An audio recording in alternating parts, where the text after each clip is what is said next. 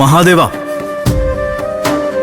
ആ ആത്മാവിനെ മോചിപ്പിക്കാൻ അനുവാദം തന്നാലും ഇപ്പോൾ തന്നെ സമയം അതിക്രമിച്ചിരിക്കുന്നു.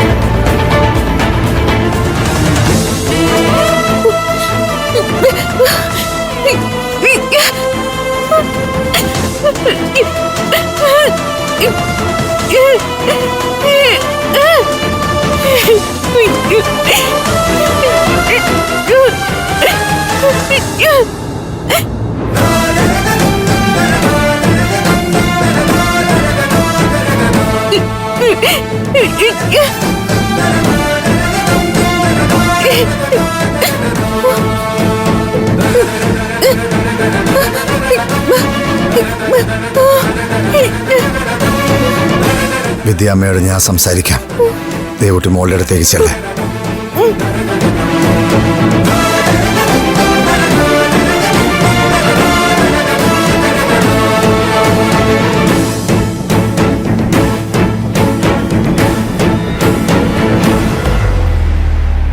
അമ്മേ, എന്നെ ഇനിയും പരീക്ഷിക്കല്ലേ.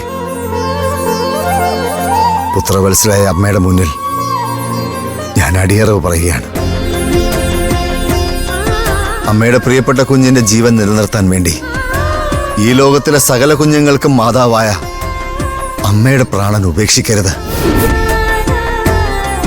അങ്ങനെ വന്നാൽ ഈ ലോകത്തെ സമസ്ത ചരാചരങ്ങൾക്കും അമ്മയുടെ വാത്സല്യം കിട്ടാതെ പോകും.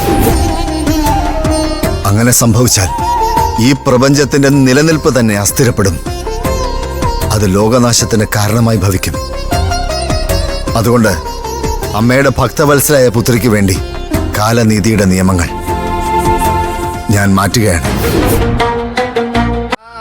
അമ്മയുടെ പ്രിയപ്പെട്ട മകളെ ഞാൻ തിരിച്ചു നൽകുന്നു.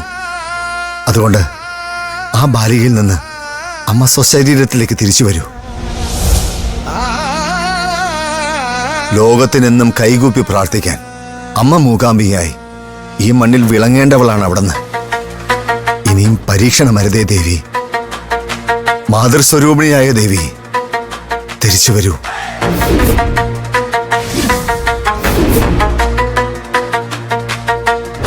ഐഗിരി നന്ദിനി നന്ദിതമേദിനി വിശ്വവിനോദിനി നന്ദനുദേ